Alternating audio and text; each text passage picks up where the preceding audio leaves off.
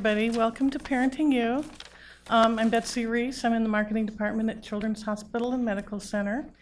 And I hope everybody got a chance to get a sandwich and some water. And if you need the restroom, it's out the door and to your left. Some of you already know that. And also, please silence your pagers and cell phones if you wouldn't mind, so everybody can enjoy the presentation tonight.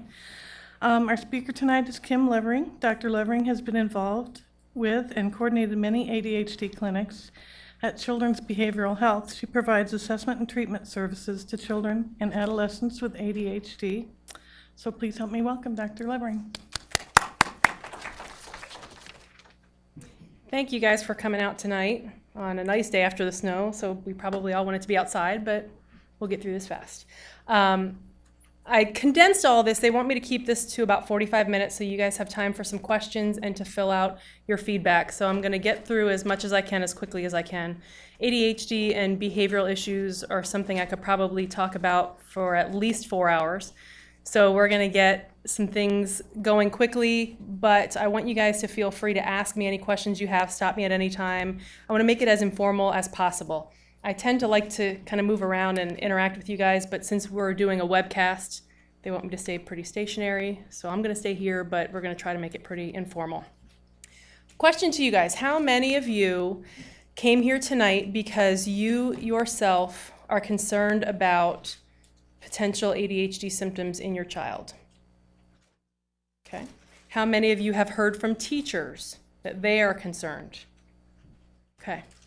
What we're going to do is we're going to talk about what ADHD is. We're going to talk about what symptom or what strategies we want to use to try to work with those symptoms, and we're going to talk about what you do to assess ADHD.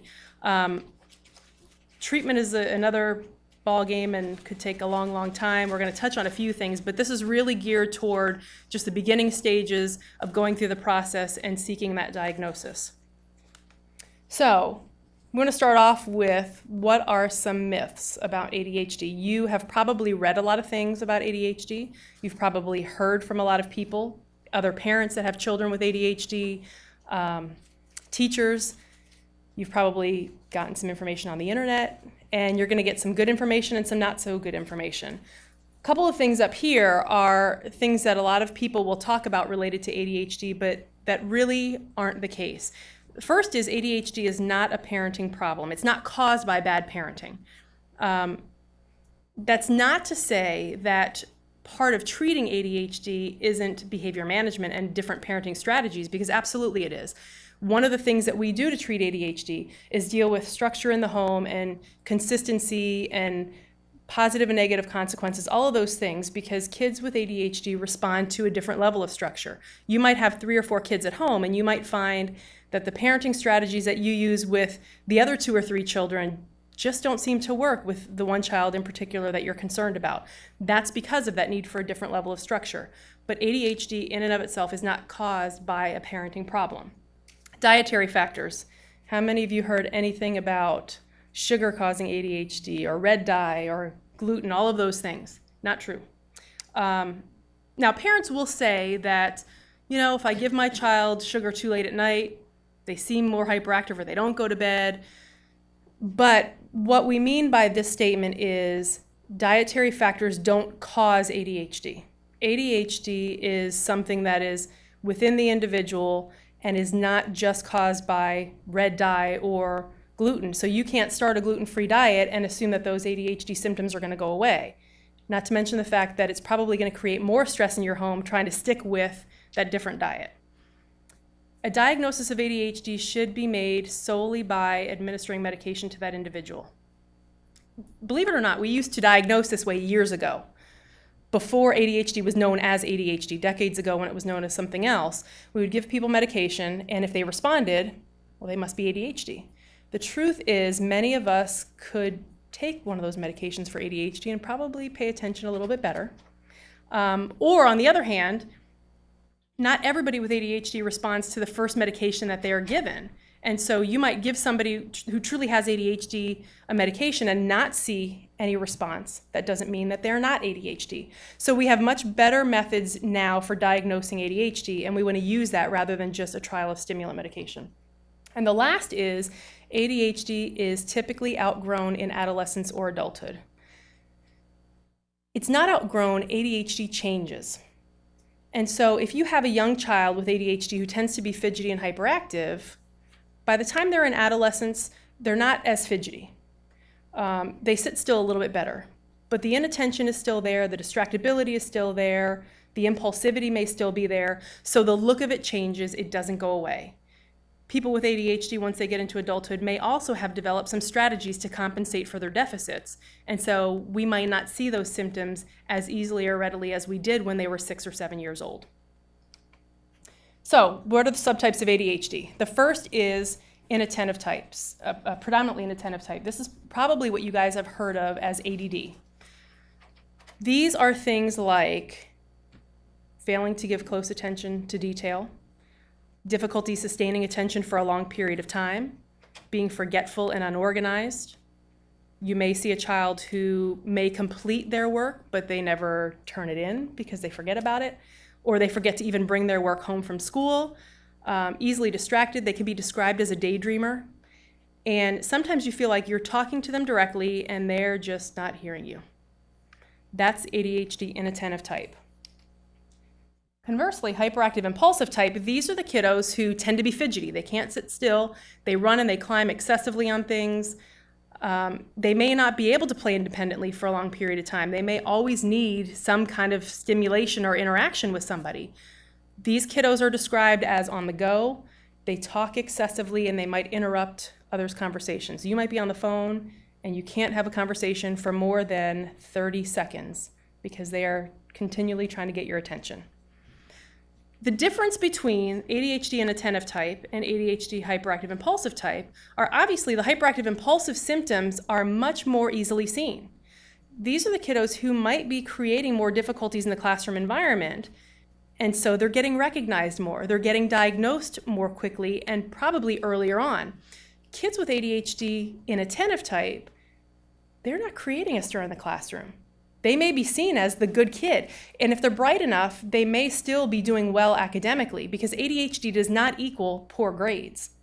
Kids with ADHD can do well if they are bright kids, and so they may go undiagnosed for years because I can look right at you and it looks like I'm paying attention, but if my mind is on what I'm going to do after school, I'm not taking in a thing that you're saying. And that's what teachers struggle with. The teachers dealing with 20-some or 30 kids may not recognize that child with ADHD, and so they could go years before they're recognized because then in middle school and high school, when they're required to be more independent, that's when things get difficult. And then, of course, we have the combined type ADHD, which is the third type. Those are the kids with the inattentive symptoms and the hyperactive impulsive symptoms combined. Obviously, because of the hyperactive impulsive symptoms, they're going to be recognized more easily as well. So now that we know what the symptoms are, what does that mean for what you see in your kids? Well, if we're going to assess ADHD, the criteria say that symptoms need to occur prior to the age of 7. That does not mean ADHD needs to be diagnosed before 7. It just means you need to be able to think back to, yep, when they were in preschool, it was a problem. Yep, when they were a toddler, they were harder to handle. So there has to be a documented history of those symptoms. It can't just all of a sudden spring up in 3rd grade. Because if all of a sudden your child has developed symptoms in 3rd or 4th grade, there's something else going on. There may be a stressor or something that child isn't dealing with that's creating that behavioral response. So we have the condition of prior to age 7. The second is across settings. Symptoms need to occur across settings. So with kids, obviously we look at home and school because those are their primary environments. If a child has ADHD-like symptoms and those symptoms are only presenting at school and not at home, it's not ADHD. ADHD is something that a child can't control. And so we would expect that those symptoms are going to cross environments and be pervasive. They're going to happen all of the time. The child's not going to pick and choose when they're going to have difficulty. And so if it's more of a problem in one setting than the other, we see it more as a management issue, and then we want to go in and do some behavior management to see if we can get those behaviors to change. So when we assess for ADHD, because we're looking at prior to the age of 7 and things occurring across settings, in addition to all those symptoms we just went over, we're using all of these strategies in order to evaluate ADHD. We're first starting with an interview and a developmental assessment because we want to know what kinds of things you as a parent are seeing very early on, what kinds of things you're experiencing day to day, what you're hearing from the teachers. We're doing a child interview because we want to know how the child responds to questions, how they respond in a one-on-one situation. We want to be able to informally observe their behavior with interactions with others. We want to do behavior rating scales. How many of you have ever filled out rating scales on your child's behavior? Subjective, right? Based on how you're feeling, based on how the teacher is feeling, if your child got under your skin that day, if the teacher has no tolerance. The reality is behavior rating scales are pretty subjective, but this is what we have for evaluating ADHD. And so when somebody is going to evaluate ADHD, you want to make sure that they're including multiple measures to try to get consistent information, okay? So for example, if I'm evaluating a child for ADHD, I'm giving 3 scales to you, 3 scales to you, 3 scales to the teacher to fill out. I'm not just evaluating a child on one 18-item checklist because that's not going to give me enough data. We want as much information as we can. Observation is really important, and that observation can take the form of a classroom observation where the school psychologist is going to go in and observe your child's time on task or fidgety behaviors. It could be an observation in the clinic setting. Either one or both of those is going to give us a little bit more objective data to add to the subjective information that we're getting from those rating scales. So now if I have all 3 of my scales coming back that are saying inattentive type, and I have an observation that I'm conducting that shows 40 or 50% time off task, those 2 go together pretty well. They're pretty consistent, so I'm going to feel pretty good about the data that I have. And the last thing is review of school records. This is where we might get access to information on observation from the school psychologist, any IQ or achievement testing, which is important because many kids with ADHD may also have a learning disability. We're going to get information from discipline records. Any behavior programming that the school has attempted is also really important. A lot of kids, if they're having trouble in school, they may have already been through what the schools call the SAT process or MDT process. The school has started something, and as a part of that SAT process, they're putting programs in place to see if they can get some change in that behavior. That information is really helpful to see what has the child responded to and what haven't they responded to. So we know how to assess it, but what happens early on when you have a child that behavior seems a little bit out of the norm? From birth to 2 years, it is absolutely impossible to diagnose ADHD. Let's face it, what do kids do from birth to 2 years? They throw tantrums, they test limits. That's their job, right? They have no job on this earth but to get what they want when they want it. That's their purpose in life. So we can't accurately say whether these symptoms are related to ADHD or whether it is true developmental behavior. We expect to see extremes in temperament. We expect to see tantrums, throw themselves on the floor, kick and scream, get upset when they don't get what they want. We want to see all that stuff during this time. During the moment, we may not want to see it because it may be driving us crazy, but the reality is we want to see that because we know that it's normal development for our kids. Aggression and defiant behaviors, also a part of a child's development. You might get a note home from daycare saying, little Johnny bit somebody else. It may be upsetting to you, absolutely, but it's part of little Johnny's way to figure out how is his environment working? What's going to happen when I do these things? So you don't ever want to look for an ADHD diagnosis in this age group. When children get to be 3 to 5 years, that's when we're going to start to see more behavioral manifestations of ADHD, okay? That doesn't mean that it can be accurately diagnosed at this point, but we're going to start to see more things that are sticking out and could potentially be a red flag to us later on. There is a push nationwide to look at preschool evaluation of ADHD. Not something that we do here yet, but there are many hospitals around the country that are already looking at developing an assessment process for preschool kids. And the thought behind that is early identification is always better because it leads to better outcomes for kids. I have mixed feelings on that, doing this as long as I have, because we also know that, again, some of the behaviors that we see that are typical of ADHD are developmentally appropriate. And so what is the difference if you have a 2-year-old that's doing some of these things compared to a 3-year-old, and where is that cutoff?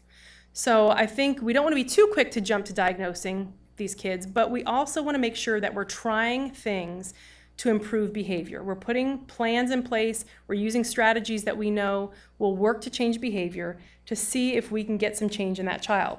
So in these kids, we might see frequent climbing, scaling things that they shouldn't, more accident prone. These might be the kids who are coming into the emergency room more for stitches or just walking into walls more because they're not paying attention to where they're going. They're going to be more impulsive. They're going to be interrupting your conversations, as we've talked about, restless, always on the go. A lot of parents of these kids will say they stopped taking naps very early on, and they would just go all day long, never even looking like they were tired in the middle of the afternoon until it got to be 9 o'clock at night, and then they would just bottom out. So it's not unusual to see these kids who just don't seem to tire at all. They have all this energy, and they always want to expend this energy.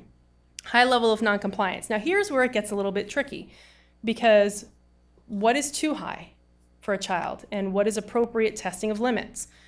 When parents come into my office, one of the things that I usually ask is, if you were to give your child 10 instructions throughout the day, not all at once, but one at a time, and things that kids typically don't want to do, like put their toys away or pick up their shoes, how many out of those 10 would they do the first time you tell them to do it? And the reason I'm wanting to know is I want to know how high or low is their initial compliance. And then I ask, okay, out of those 10, how many will they eventually do, no matter what it took for you to get them to do it? So I want parents to start quantifying behavior a little bit. I think we go through the day so much and just put out fires when our kids are acting up, or we try to keep things together. We want to start looking at really what kind of behavior are we seeing.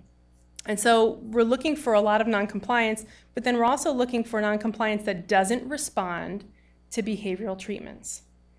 And we'll talk about what those treatments are. Excessive temper tantrums, again, what is excessive? Well, kids can typically throw several temper tantrums a day, but these kids you're going to see have more frequent temper tantrums, and they might go for an hour and a half without being able to calm themselves down. It might seem like it never ends and you don't know what to do to get it to end. They don't have the ability to calm themselves. And around this age group, typically kids who don't have ADHD are learning self-calming skills. We want them to learn those skills. Those are good skills we want them to have. But it's much harder for kids with ADHD to learn those skills because it seems like it's outside of their control. And so the temper tantrums are a big red flag to many parents. And parents will come into our office saying, anger management is an issue. And anger management often signifies potential impulsivity, going from 0 to 60 like that and not being able to come down from it very quickly. So in this age group at this point, like I said, we don't diagnose until kids are 5 years old and in kindergarten, but there is more of a push nationwide to start looking at preschool evaluation. So what do we do? Well, we work on behavior management with these families. If somebody comes in and says, I think my child has ADHD, what I say is, that may or may not be true, but at this point, we don't diagnose that. A lot of the tools don't go down to that age group, so we don't have measures that will allow us to get information.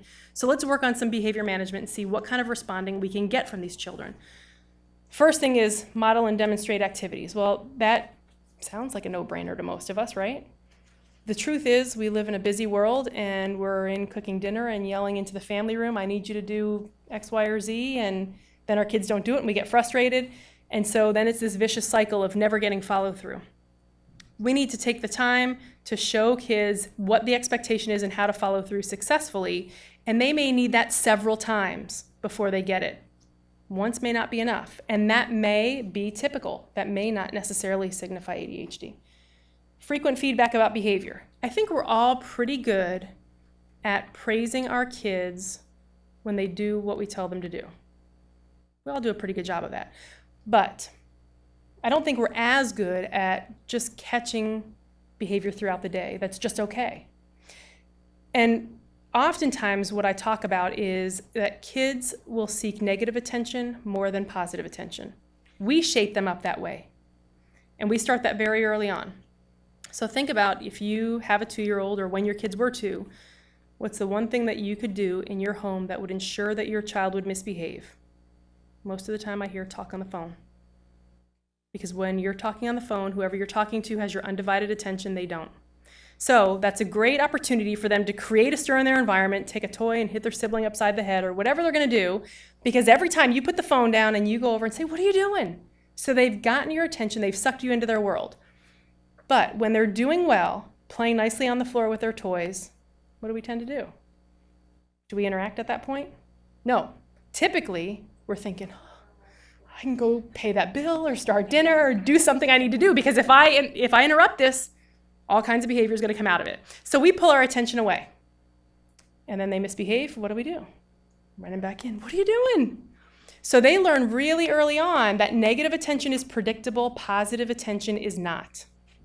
So many kids will seek negative attention more than positive. This is one of the things that we want to turn around if we're dealing with behavior issues in this age group, if families are coming in with concerns about ADHD.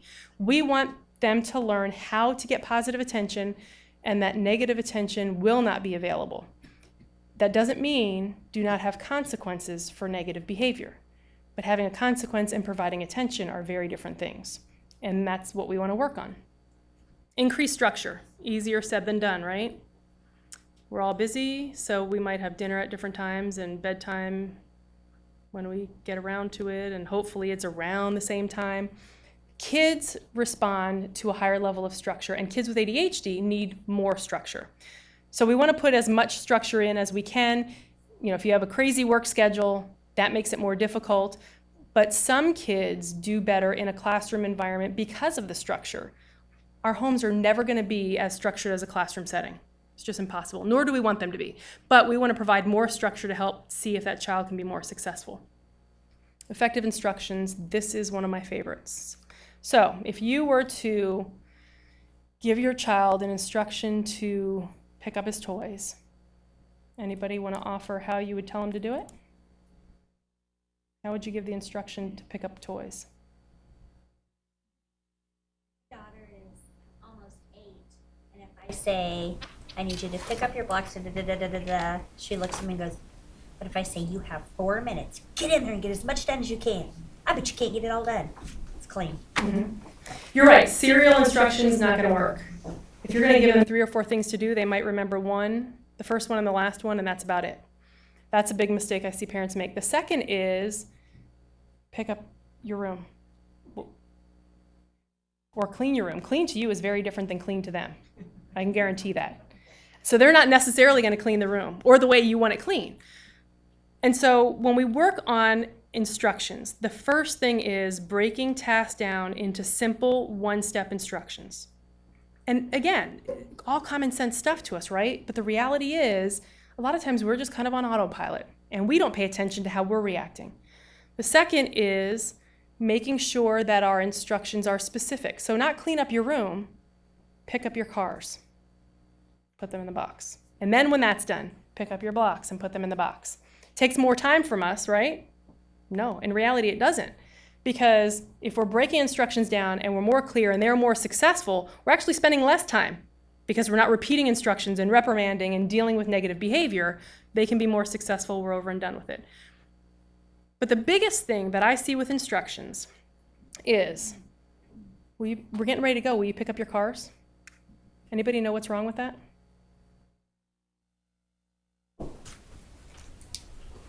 It's more of a question. Absolutely right. If you ask a question in their mind, a legitimate answer is yes or no. You're not wanting your child to say no, right? Absolutely not. You expect that it's going to get done. And so stating it more as a directive is going to help that child be more successful. Now, I've had parents say, well, but I feel like I'm being mean. If you need to say please, say please. But it needs to be stated as a directive. I need you to pick up your cars, please. Little changes as simple as that can help kids be more successful, ADHD or not, but particularly kids with ADHD, because they know what is expected and they know what they have to do, and it's clear. The last thing is eye contact. Eye contact, eye contact, eye contact. Again, you can't be cooking in the kitchen and yell in, I need you to pick up your toys, we're about to have dinner. You need to get 3 to 5 feet. Get eye contact by saying, look at me or their name, And once you have them locked in, then you deliver the instruction. Now, does all of this stuff mean that they're going to automatically do better and there's not going to be ADHD? Absolutely not. Absolutely not. But this is the stuff that we want to work on early on when we're dealing with 3 to 5-year-olds, because part of what we want to do is see how much can they do. Now we've done the behavioral stuff, so as they get older and they're having difficulty with that transition into school, we've done all this stuff and we've seen a little bit of improvement, but not consistent and not significant. Consistent consequences. I've had a lot of parents say, well, my consequences kind of depend on what the rule infraction is. Bad idea. Remember that kids are concrete thinkers. Things are black and white in their world. And so you need to have predictable, consistent consequences. The same thing has to happen every single time they break a rule without fail, so that they know what to expect. So you don't want to be changing consequences based on what they've done wrong or how severe it was.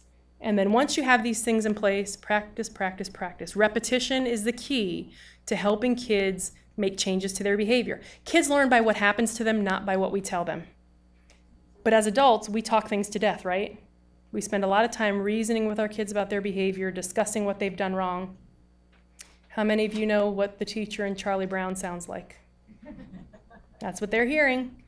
So, and again, that's negative attention. We're spending all this time talking and reasoning. Throw that out the window. Deal with consistent consequences. Deal with structure. Deal with effective instructions. And we're going to see how that makes changes in these 3 to 5-year-olds' little world, okay? But they get into school, they transition in, and despite all the things that you've done, they're having some difficulties. So where we start assessing for ADHD, again, is kids are at least 5 years old and they are in formal schooling. So kindergarten, at least. These kids, despite what you have done and what you've tried, are going to have a really difficult time transitioning into school. The expectations are different. They're no longer playing all day and having a good time. They have to sit, they have to pay attention, they have to do work, they have to follow through with tasks. There are expectations. And it's really difficult for kids with ADHD. So kindergarten year may be difficult depending on the kindergarten. I mean, the reality is kindergarten is much more difficult now than it was 10 or 20 years ago. There are more demands. But for some kids, you don't start to really see the difficulty in first grade till they get to first grade, because now they're much more as far as their demands, and they just can't maintain attention. They can't sit still. They start doing really poorly. They start to have school problems. So when they get to the point where they have homework that they're bringing home, you feel like it's a lost cause. You can't get them to sit down and do it. If you can get them to sit down, they're certainly not doing it, or they're fighting you and it becomes a big battle. So now there's much more stress at home because they've made this big transition into school and they have all these other demands. And so your nights go with a lot of yelling or screaming or pulling your hair out or feeling like your day has just been a waste because you're frustrated with your child. A lot of these kids, like I said earlier, also have a learning disability. Not all of them, but it's rare for us to see ADHD by itself. We often see other things go hand in hand with ADHD. Learning disabilities and oppositional defiant disorder are the two biggest. And oppositional defiant disorder is nothing more than, I don't really want to pick up my toys. ADHD is I can't, because I can't pay attention, I can't focus, I can't sit still. Oppositional defiant is, I want to watch my TV show. So for ADHD kids, the can't kind of has a way of becoming a won't, because they learn it works for them in some ways. So those are the two things that we often see. But when there are issues in school and there are learning issues that you're concerned about, we always want to make sure that the teacher and the principal are involved so that they can call the school psychologist in to do an evaluation for learning disabilities. Again, symptoms of ADHD are going to present across environments. So they're transitioning into school and they're having some difficulties, but you're still going to see things at home. And the teacher should see things at school. It's not just going to be homework time is a struggle, because if it's just homework and the teacher says, oh, when Johnny's here, he does great. He does his work. He's compliant. He does everything I ask. He sits still. Because if it's just homework time, that's a struggle. Then it's more of an oppositional behavior and failure to comply for you guys at home. Little or inconsistent response to behavior management. Behavior management is an important part of treating ADHD, but in all the time that I've done this, I have rarely seen kids respond solely to behavior management who are diagnosed with ADHD, because they can do really good for a little while and then they bottom out. And then they do really good again. And so their world is kind of like this. So they have a really tough time. Difficulties with peer relations. Why would they have trouble with their peers? Well, the truth is, as they and their peers mature and they get to second and third and fourth grade, guess what? Everybody else is settling down and everybody else is paying attention to the teacher and getting their work done. And they're still having a hard time and they're still getting in trouble a lot. So the other kids don't want to be friends with them because they don't want to be associated with the bad kid. Or little Johnny touches in their face and doesn't understand personal space very well. So that's a turnoff to their peers. So they kind of shy away. So then what happens is we have a child who has ADHD who also has a lot of social difficulties because they have no friends and they feel isolated. So that leads to emotional difficulties. They want to have friends. They want to do well. They don't want to get in trouble all the time, but they just can't seem to get there no matter how hard they try. So it may start out as ADHD, but there's so many other things that can be layered on top of it, which is why we look more and more at catching this stuff early.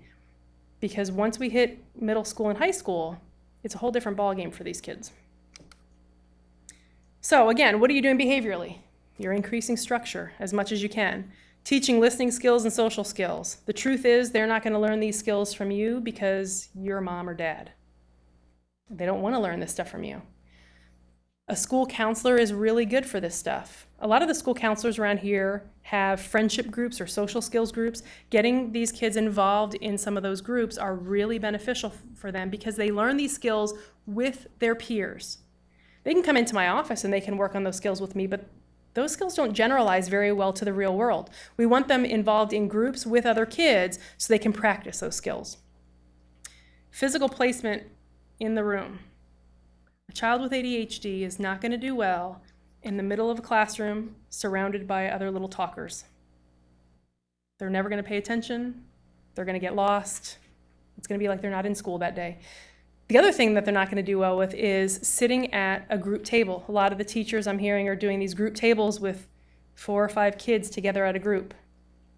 Not good for a child with ADHD because they're not going to get a bit of instructional time. Use of appropriate cues. Each child with ADHD is going to respond to different things. What we do know, though, is that just basic, monotone teaching isn't going to get these kids because they're going to get bored and they're going to start drifting off somewhere else. So figuring out what cues to use with them, how to keep their attention, changing your inflection, how to lock them in visually, coming and tapping on their back every once in a while as the teacher walks around the room, but some cues that are going to help that child stay locked in as they start to drift off because it's hard for them to pay attention. Keeping work periods short is really important. If a teacher says they have 30 minutes, I need them to sit and do this math work for 30 minutes, way too long. I'd rather see those kids do a 10-minute period of work, have a 10-minute break, and another 10-minute period of work. You might hear, well, but we have all this work to get done. You're going to get much more out of that child doing 2 10 minutes than 1 full 30-minute. They need breaks, and that goes for homework time as well. Making sure that they're not working more than 15 minutes on homework without taking a break and then coming back to it, because you're going to get those kids to be much more successful at getting their work done than if you try to sit them down and do it all at one time. Positive and negative consequences are really important. Let's face it, that's the way our world is built. For those of you who work, would you go to work if they didn't give you a paycheck? Nope. If you're driving down the road and you see a police officer sitting up on the hill, are you going to do the speed limit? Probably. So our world is built on things that happen based on what we do. There's always a positive or negative that occurs based on our behavior. We want our kids to learn the same thing. And so it's not about bribing their behavior or any of those things. It's about teaching them that something positive or negative occurs when you do something. With that said, by using positive consequences or rewards, that does not mean going out and buying them the newest, greatest toy for having a good day. We have control over so many things that are reinforcing to our kids in our homes if we control their free access to that stuff. TV, video games, iPods. But if they get unlimited access to electronics or anything else, why work for it, right? If I was going to get a paycheck to sit at home, I might just sit at home. Like my job, but I might just do that, right? So the truth is, we have to motivate our kids, but we have to motivate them reasonably, because the biggest thing with kids with ADHD is you cannot set up long-term goals. You can't say, if you have a good week, on Saturday we're going to go to the pizza machine. Because guess what? On Monday, they are not thinking about Saturday. It's way too far in the future. You need to have daily rewards. And so your rewards need to be reasonable so that you guys can follow through with them. So 30 minutes extra of TV, or 30 minutes extra of Wii, or 30 minutes of one-on-one time with mom or dad to do whatever they want. Those are the things that are free, that are reasonable, that you guys can follow through with, but maybe motivating enough to them to really want to work on it. School, you also want to make sure that they are doing things at school behaviorally. However, they don't have access to the reinforcers that you do. So they may or may not be able to provide positive consequences based on your child's behavior if it's not something that's motivating to your child. So what I like to do is set up a plan that crosses both environments. That serves two functions. One, you find out about your child's behavior every day, because how many of you feel like sometimes you just don't hear? Because, bless teachers, I wouldn't want that job. It's tough to notify parents every single day if you have a number of kids that are having some difficulties. So you want to make sure that you're finding out.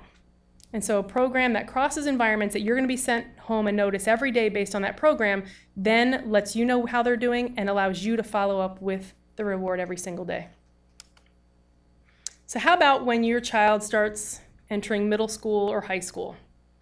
Well, as we know, adolescence brings along a whole other can of worms. Now they're worried about, how do they look to their peers? Are they more independent from you? They want to establish their own identity. They don't want to be viewed as different. They want to just fit in. So the fact that they have all this stuff going on that may not have been recognized or treated up to this point is a real struggle to some of these kids. Socially, academically, all their demands are increasing. They're expected to be more independent. Gone are the days of, well, your late assignment you can turn in still tomorrow. Now, if it's not in, it's not in. And guess what? You don't get credit for it. And they have a lot more to do. So they may be spending a couple of hours on homework now rather than 30 minutes. The demands are much greater, so the behaviors that you could potentially see are much more difficult. So you're going to expect that longer tasks are going to be more difficult. You're going to expect the social challenges that we talked about, because their peers are going to be resistant to interacting with them if they're continuing to have some problems. Again, the signs of hyperactivity just aren't there like they were when they were little. They might be fidgety, but they're not going to be acting like they're on the go, not being able to sit down. They're definitely going to be impulsive. They're definitely still going to be inattentive. So what do you do with these kids? Well, structure, structure, structure. Here we go. We want to increase structure as much as you can. You want to make sure that the teacher is looking at seating arrangements in the classroom so that the child can be as successful as possible. Using the same cues that we talked about earlier and keeping work periods short. All those things are just as important. The positive and negative consequences obviously are going to be different, because they're not going to be interested in the same things that they were when they were 7 or 8. But they're still going to have motivators. There's still going to be things that they want to work for. And so you need to be able to tap into that. Use of auxiliary aids becomes really important here. So they may need to tape record the teacher when they're in the classroom. They may need to use a calculator. They may need to get copies of a teacher's notes or another peer's notes. And those are things that you want to work out with the school to set up that is reasonable for a child with ADHD. Testing accommodations are also really important for these kids. And a bunch of different accommodations can be made with testing. What we know about kids with ADHD is they need to do things in shorter periods of time like we talked about, so that might mean their test needs to be broken up into a couple of different segments. They also don't do well on time tests. Time tests are a really big thing in school anymore. We might need to make an accommodation that they are not timed on their test. That does not mean that the subject matter changes or it's made easier. They're still tested on the same material as their peers, but we're making some accommodations based on their difficulties because of the ADHD. And again, teach organizational skills. Obviously, this is really important because they're about to start entering a world without you. Whether they go into the job market or they go to college, they need to be more independent. They need to be organized. They need to be able to stay on top of their own tasks. So you really want to make sure that in adolescence, you're teaching those skills so that they can be successful. So what does the process look like for evaluating ADHD? We talked a little bit about all the components. What we do in our clinic is we first bring parents in by themselves without kids, and we do our parent interview and the developmental intake. We want to know all the information that we can from birth to present that the parent can tell us. And that's often best done without kids there, so parents aren't distracted. So that day after that visit, parents leave with those rating scales that we talked about to distribute to teacher and for mom and dad to complete. They bring those scales back to a Thursday clinic, and that's where we meet with the child to do the child interview. We collect the rating scales, we do an observation in the classroom, or in the clinic rather.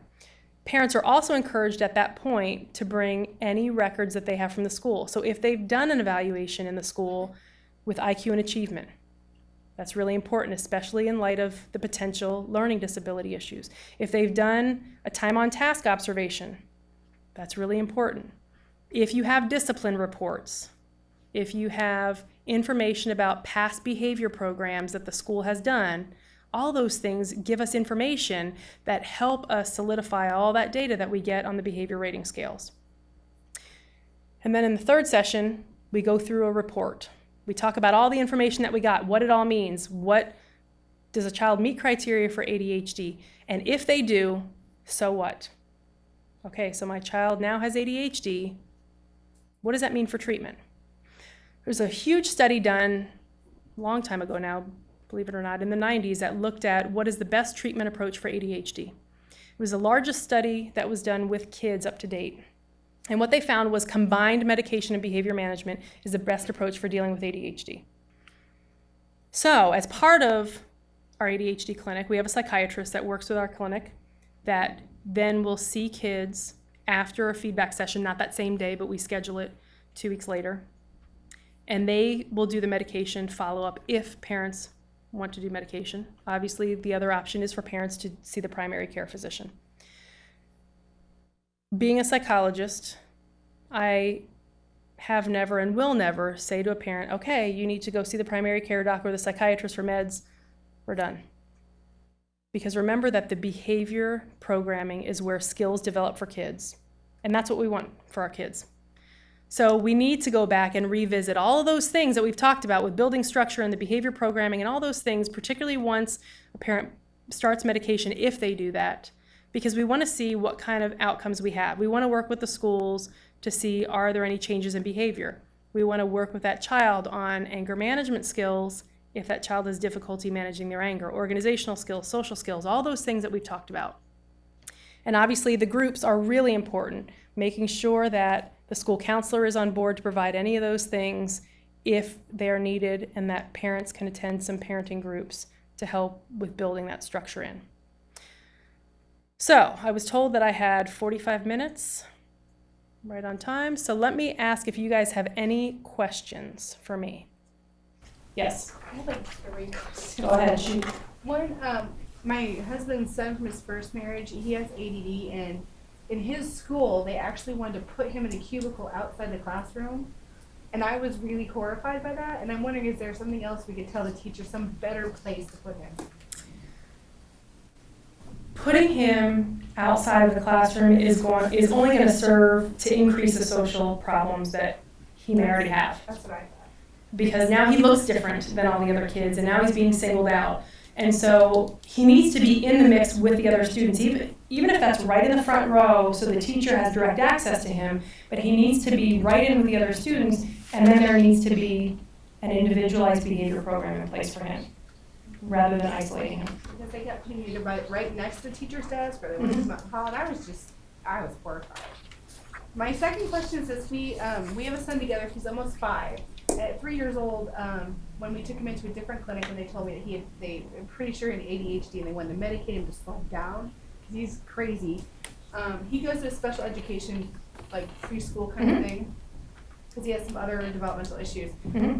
My question is this: I was told that when they misbehave, be it in school or at home, that it's best to deal with like reprimanding or consequence at that time. So how do you, when he's in school and he's constantly making noises, or he's trying to climb up the windows, or whatever he's doing that day, how do you, I guess I want to know, like, how do you implement, is it okay to like wait for that consequence later when he gets home, or?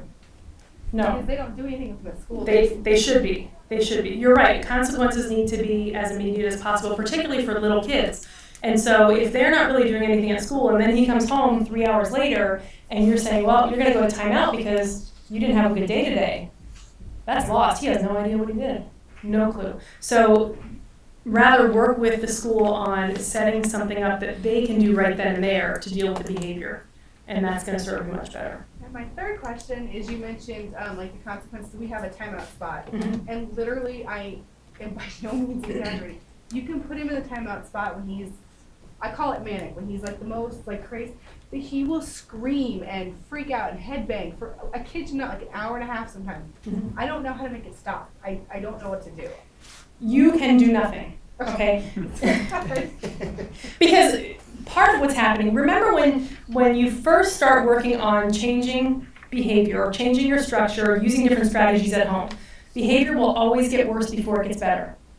That's just the nature of behavior. That's how all of us are wired. If I were to go out and put money into the machine to try to get a Diet Pepsi and nothing came out, I wouldn't just shrug my shoulders and walk away, right? I'd bang it and kick it and shake it, because I'm used to doing something and getting a response. It's okay for him to sit there.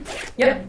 And the key is for you to not interact with him at all. The key is for you to not say, you need to settle down. If you're not quiet, you're not getting out of timeout, because all those things are providing negative attention, which is in turn serving to reinforce his behavior, which will make behavior worse over time. So you need to let him have his tantrum, and the second he's calm, all right, you're calm, timeout's over.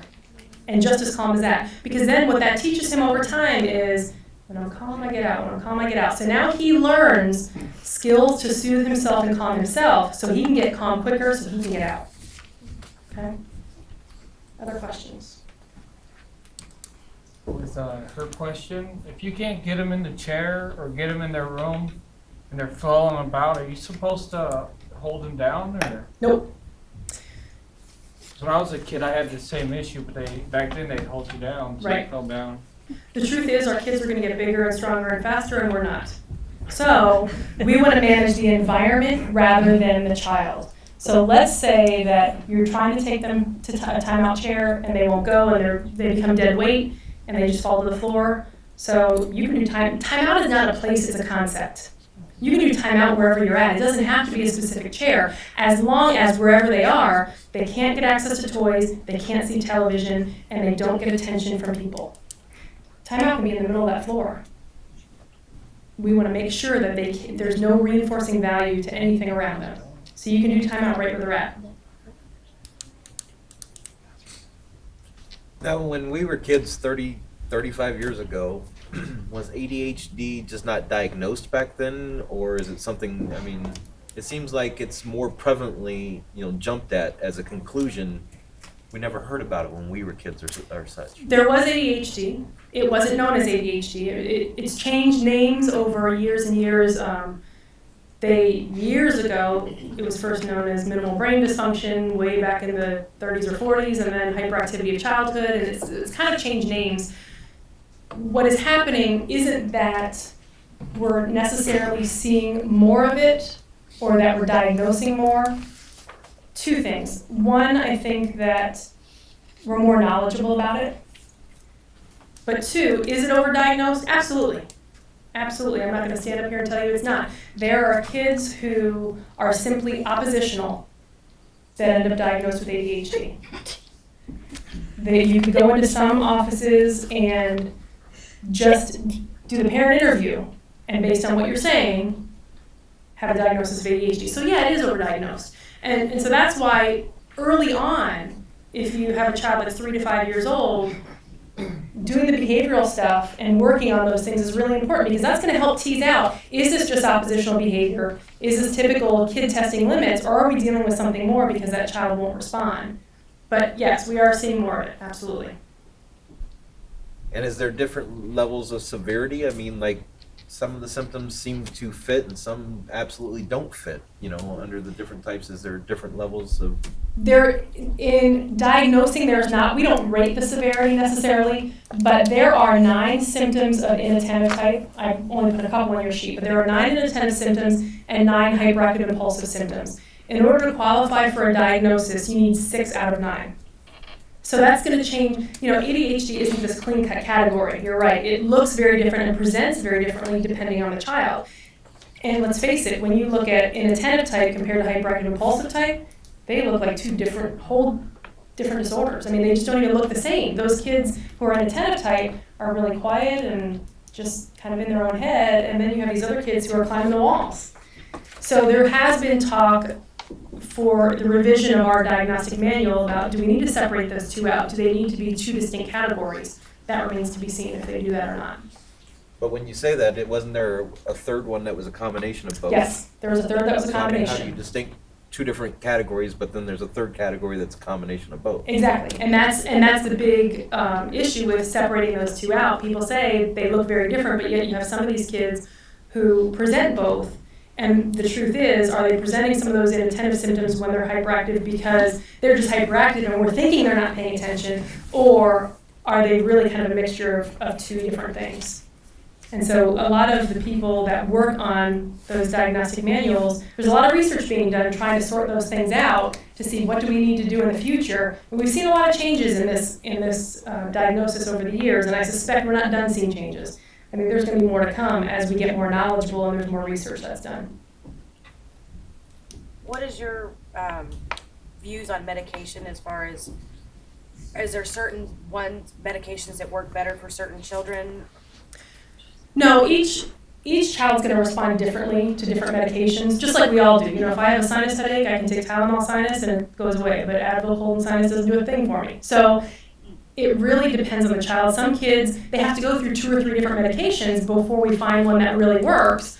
Other kids, they go on one medication and they respond right away. Our psychiatrist, when she sees kids for ADHD, she's going to go through a developmental history and find out, is anybody else in the family diagnosed? Have they been on medication? Have they seen any results with those medications? Or have they had any side effects? And so that's what's going to help her determine what is the best first line. Because our son was diagnosed about 1.5 years ago, but we just started the medication about 1 year ago. Mm-hmm. And because I wanted to use that as the last resort. Sure. And they put him on Ritalin, and it was mainly because it was a cost issue, so we don't have any health insurance. Mm-hmm. And I just didn't know, is he missing out on a medication that might help him more because I can't afford a different, medicine? No, if he's responding to it, I think you're fine. You know, the biggest difference in the medications is years ago we had just medications that were now short acting, but they were 4 to 6 hour medications, and schools would have to dose kids at lunchtime. And pharmaceutical companies kind of got smart and realized, let's do this long acting to get kids through the school day. That's the biggest difference, is making sure that kids are getting through their school day, and we don't have to worry too much about dosing them midday. There are some kids that do need that still, though. We're dosing midday. Yeah, and some kids need that just because of the nature of their behavior. But if you're seeing that he's responding to the treatment that they have him on, then there's no reason to question it otherwise. So does it lose its effectiveness, or do they build a tolerance to it? Because it seems his body weight's pretty much stayed the same, but we've upped the dose twice. And with, he has to take more now to get the same result, it seems like. Yeah, and a lot of times what our psychiatrist will say, and not being a physician myself, what I'll hear from her is, she'll start a child on something, and then after a little while, they do need to bump it up. It's going to depend on your child and if your child isn't having benefit because of the dosage, or is it because of the fact that he's going like this because he's dosed midday. And that's something that you want to make sure that whoever's prescribing for you guys can answer that question. You know, are we seeing these changes and need to bump up the dose because of the medication, or is it because he's just not responding to this medication? But you know, I tell parents all the time, before you see your physician or your psychiatrist, go in with a list of questions. Make sure you ask those questions because they're relying on you to give them information about what you're seeing in your child as far as their response to the medication. They can't go off of anything else. So don't be afraid to go in there and say, you know what, we're seeing this side effect, or we're concerned about this, or we have questions about that. You want those answers. Should you always see a change in your child once they're on medicine? My daughter's had it since she was younger and she's a teenager. I still go back and forth whether or not I think she truly is ADD. She's never been hyper. We've done all the testing. We have a 504 plan. She's had psychology. I mean, we've done it all. We've taken things away. Then they say we're giving her false hope because we take her phone away a lot. That's a big thing that she doesn't like to take away. I don't see any difference in all the years that I've been dealing with this. Now we have a psychologist that pretty much said, she could be at that point where we're going to just kind of have to step back, see if she even wants to try at school. She may have to take high school for 6 years. Maybe you're just going to have to step back and let it be a consequence thing. Right. But I've never noticed any change on medicine. Is that something I should keep? She's been on 4 or 5 different things. She feels like she feels different. That's what she'll tell the doctor. So that's why we've continued. She feels like she can focus a little better. But as a parent, I don't think I've seen any change. Well, and for a lot of the medications, parents don't see the changes as much because of the nature of those medications. They take them, they go to school, and by the end of the day, they're out of their system. So as parents, we get the brunt of the behavior morning and evening when those medications aren't there. But she is getting a lot. I mean, she's had problems in school. She's getting after school detentions for being late all the time. I mean, so I don't think she's defined as far as she tries to do what she's supposed to in class. The attention's not there. I mean, a half hour of each thing. They try to make accommodations. I'm up at the school more than I'm at work. Yeah. I don't, you have some teachers that really want to follow the 504 plan, and you have other teachers that you're constantly fighting because by law they have to. Right. I think they just don't want to see me come up there anymore. Right. Yeah, and like I said, with adolescents, you're running into all kinds of other things too. Are we having some comorbid emotional difficulties that are going on? And a lot of things can really mimic ADHD. I might be fidgety and have ADHD, or I might be fidgety and have an anxiety disorder. Or I might be inattentive and have ADHD, or I might be inattentive and be depressed. So there's so many things that have to be sorted out and looked at when you're looking at an ADHD diagnosis, because some of those things could go missed and you could be incorrectly diagnosed with ADHD. So where do you go from there, though? If you're kind of doing everything you thought you were doing was right, but... Well, I think it sounds like your psychologist has ideas about, you need to back off, and it's a sink or swim kind of time, really. And let that person help you put some structure in place and some behavior management. You want to see how much they're capable of and what is left that you really have to do. Motivation is a big factor.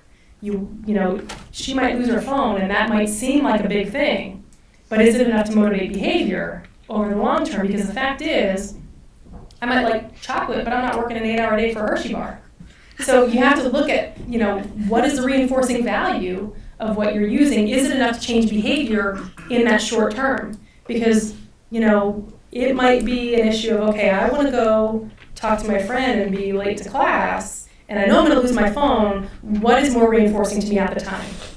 And that's a lot of what we deal with behaviorally. And so it may be a matter of changing around those contingencies for her with the help of your psychologist to see if it produces some change in behavior. My daughter has been on medicine for about a year, and I've noticed change. But how much change are you really supposed to know? I mean, she still is very, very impulsive. She doesn't have the mood swings and stuff like she was. But it's like, from what they told me was the medicine was supposed to give them like the 3-second, oh my gosh, should I do this? Like we have, but they don't. The truth is that is, right or what? Well, the truth is that kids with ADHD will always be able to be picked out of a crowd. Right. So the medication isn't going to settle them down to the point where they look like anybody who doesn't have ADHD. Right. You're always going to see that they're a little bit different in their attention and their follow through with tasks and their activity level. it should help them be more successful. It should help them manage their symptoms more. But you're going to be able to pick them out and say, yeah, they're having a little bit of issue. They're a little bit different. Does it run in the family? Yes. Yep. Now, that does not mean if you have it in the family that your next child is definitely going to have it, but yeah, there is a genetic component to it, so it's more likely. We have a meeting tomorrow for our daughter. They've approached us twice. This will be the third time they've approached us for it. The school? Yeah, she's the most mellowest thing you'd ever see, you know. They'll give us stuff that she doesn't know at school, come home, she'll do it right there. So, you know, our son, who's 8, he's got all the hyperactive symptoms. He's had it for a while. But it seems like we're pressured on this one. We just did the 2 tests. So I don't know if they want to know just to show us she does have it, or if they're trying to tell us that she needs to have the medicine. You know, it's kind of a... Right.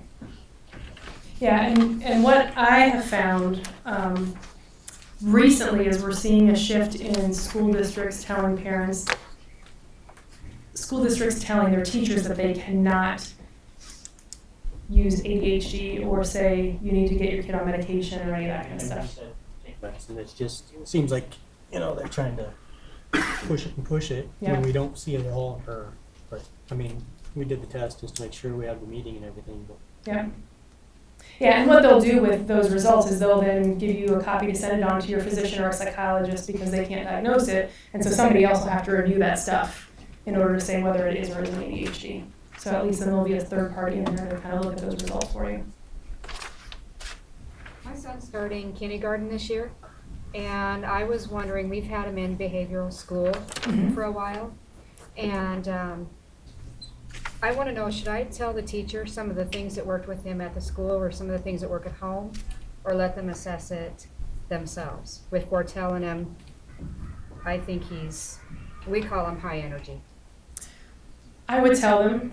I wouldn't necessarily use the terms hyperactive or ADHD or any of those things, but just say, you know, we've had a little bit of trouble with compliance or follow through of tasks, and these are the things that we've done. Because, I mean, we're human, and so yeah, you don't want to set that seed that there's something wrong, but you also want to give them strategies and tools that you know works, rather than going through 3 months of him having a difficult time and potentially always being in trouble and then starting to hate school because it's difficult, he's always in trouble. You want to give them the tools so they have it right at the outset and they can help him be more successful. Somebody over here? I have a question. Our daughter was put on medicine a couple weeks ago, and we asked about, you know, like on the weekends and during summer, giving her the medicine or not. Mm-hmm. And our pediatrician said that's okay, but I've had other people tell me their pediatrician said no. So we've been giving it to her just so that we can see if we see a change in her. But what do you, I mean... It used to be that physicians wanted parents to not give it on weekends, and what I'm seeing is more of a trend that they want them to have it for a couple of reasons. One, because it develops that consistency with them. It helps you remember to give it to them, helps them remember to take it. And 2, kids are in more and more activities. And so to get them through those activities is usually helpful. So what I see in our office with our psychiatrists is they usually encourage parents to still give it. Not stay away from it on weekends. Did you have a question? Just, I guess, an observation. Our son's 7 and is borderline symptom of it. Been through the assessments with the teachers and working with counselor and whatnot. But it's funny how I would say of the assessment in here, he goes either way. He can be hyperactive or he can be very mellow. Definitely probably the oppositional defiant more than a lot of things, but doesn't, you know, exhibit any of the inability to learn. In fact, probably one of the top kids in his classes. Also exhibits a lot of, I mean, he's in OPS. If you look at the OPS gifted talented stuff, exhibits a lot of that where he's just flat bored. Yep. A lot of it has to do with, you know, them having to teach down to kids in the class, and he just exhibits I can do that. I mean, he doesn't want to do his homework, but if you sit him down to do it, he's done in 5 minutes. And that's a good point. That's another reason that we want to see those symptoms across environments, because for some kids who are really bright, they're going to create havoc in the classroom just because they're bored and they want to create some excitement. you know, making sure that the school recognizes that is really important. But the second thing is, we used to think that kids with ADHD always did poorly academically.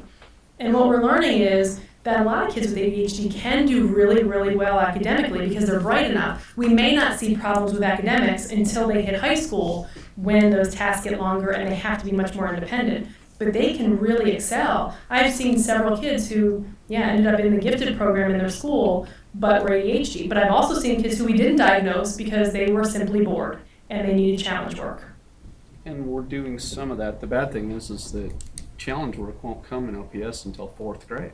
I go, what are we going to do for the next 3 years? Yep. So they do a little bit of stuff, he'll get to go, read with the upper class or something like that, or there's a group of them now that they've given harder challenge words that the rest of the class don't get.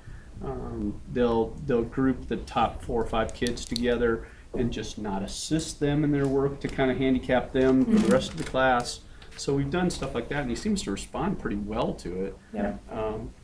But you still do the roller coaster. Right. And that is consistent with ADHD. Like I said, they do well and then they bottom out, and they do well and bottom out. But, I mean, the lucky thing is that you guys are in a school that's willing to do those things and make those accommodations, because that's going to be really important in helping everybody determine, is this truly ADHD, or is it just, he just needs to be challenged? And we still don't really truly know.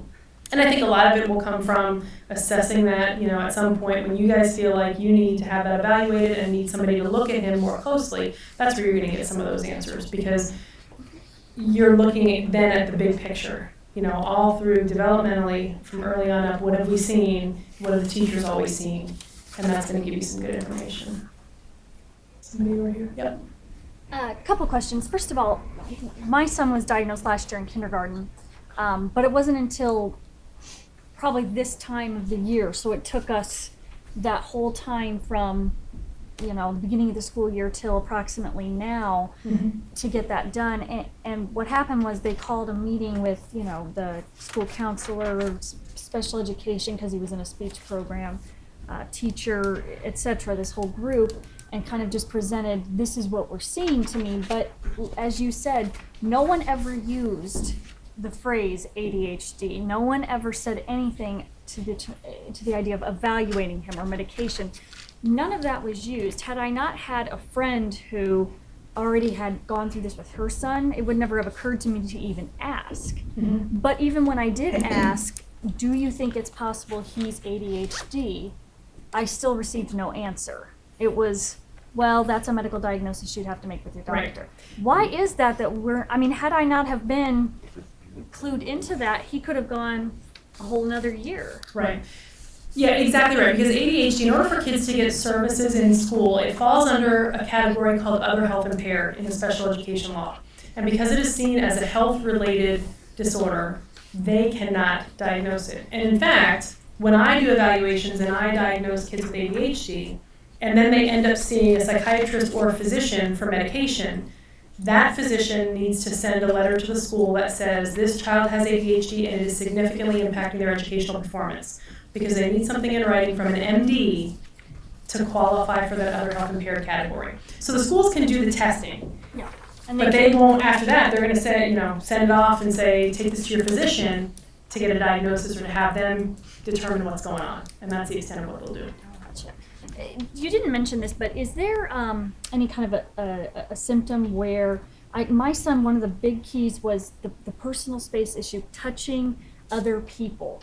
And that's been a huge issue for us still. Even on medication, we fight that. Yep, invading personal space. Yep. Yes, absolutely. And that is what contributes to, we talked about those social issues, because eventually as kids get older, they don't want somebody touching on them all the time or somebody right here talking to them. That's a big turnoff to peers. So then they don't have friends because the kids start staying away from them. They just can't keep their hands to themselves. Anyone else? Sorry, I'm losing my voice, but my son, first of all, let me just ask, the same assessment that you do for the ADHD, I'm actually seeking a second opinion. My son has had, I'll just say it's been a very bad month. he was sent home, and the school literally said, you know, this is, you know, his behavior that he's been exhibiting at school for the past month is scary. It's, you know, he needs to go and have basically a psych evaluation before he can return to school. Yep. Very bright. He's in the 3rd grade, reads at a 7th grade level, does math at a 5th grade level.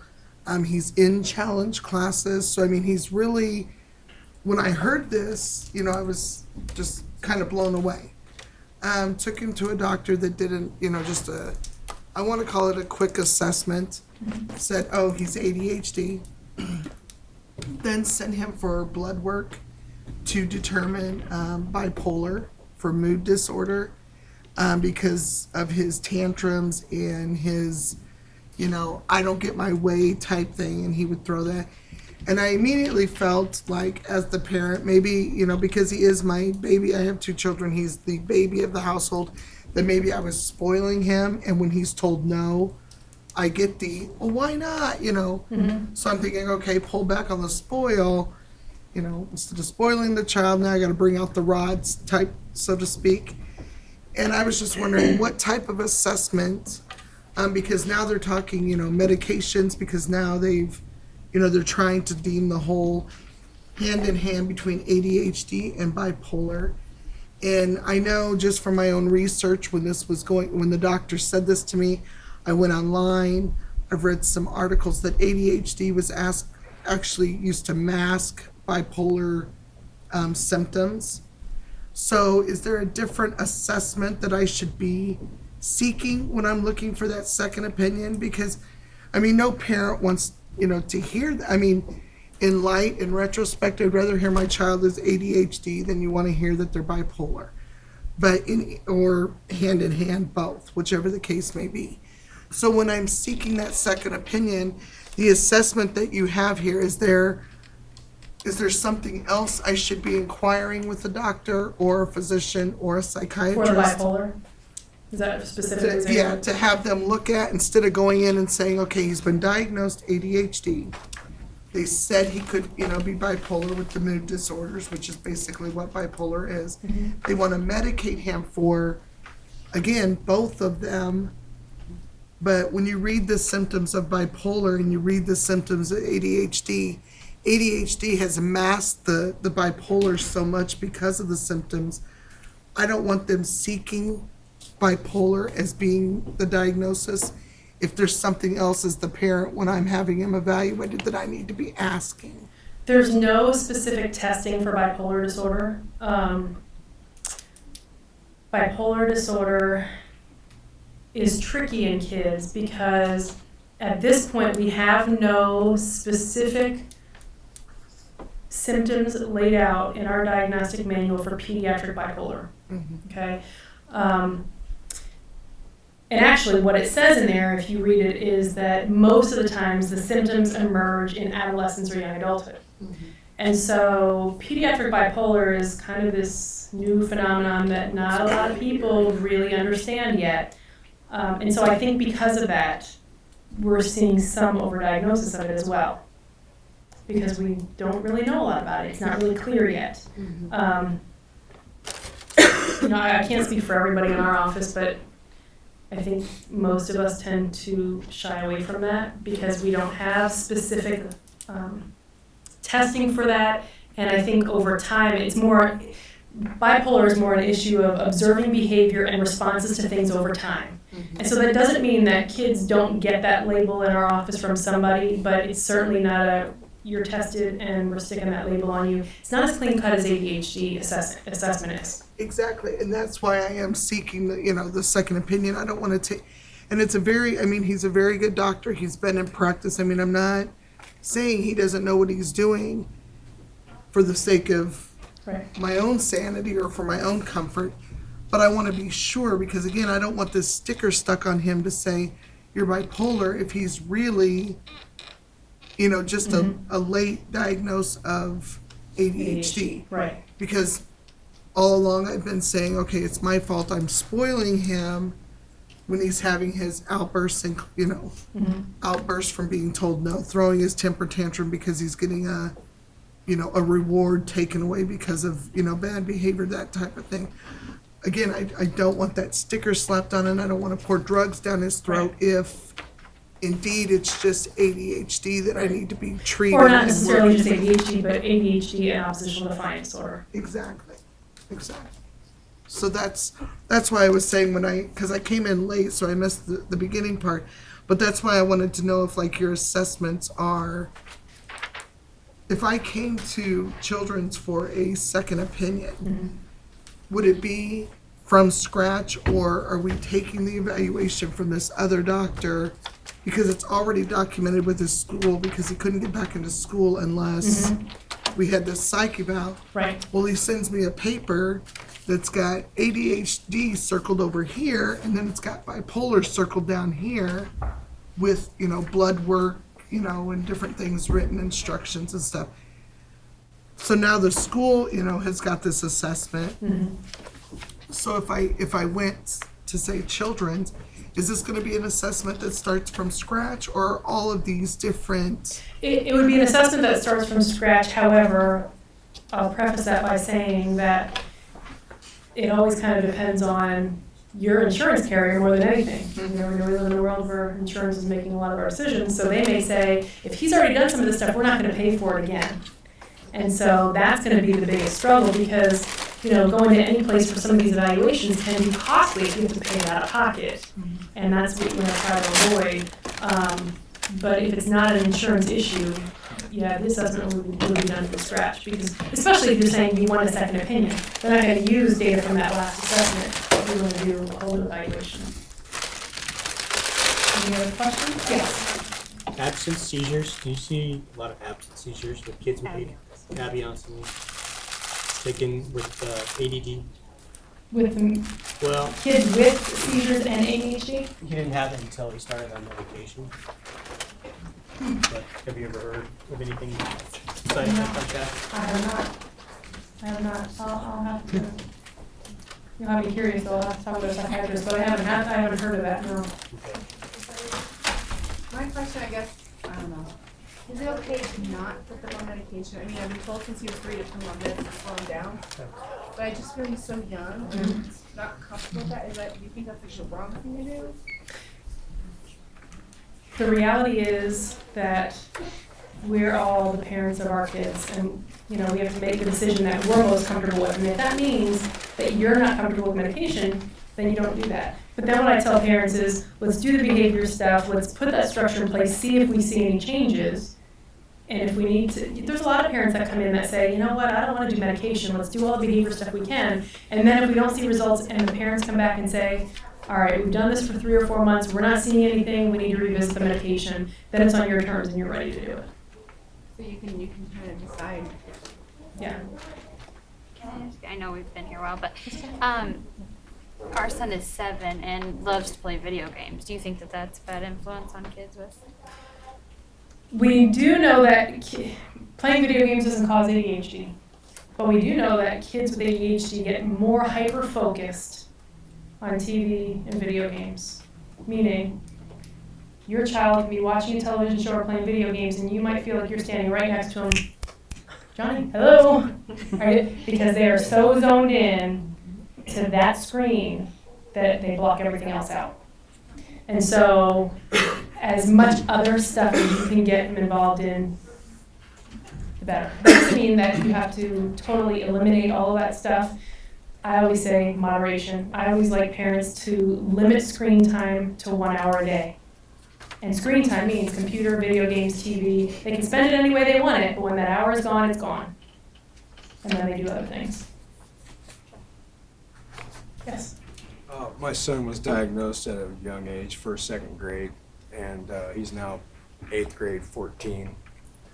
But I went round and round with the schools all through his growing up, and I guess my question is, he's in 8th grade, be going to 9th grade next year, reading at a 3rd grade level, and that is a huge concern of mine. And so I guess my question is, do we just keep pushing him through to the next grade?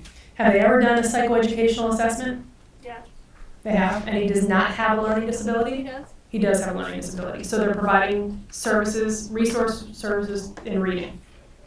As long as I complain about it enough.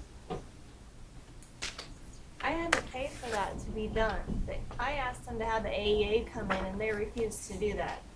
There are kids that are worse than my son and they didn't want to spend the money or the time to bring AEA in to help him when there are kids worse than him. Okay, so you guys are in Iowa? Yes. Okay.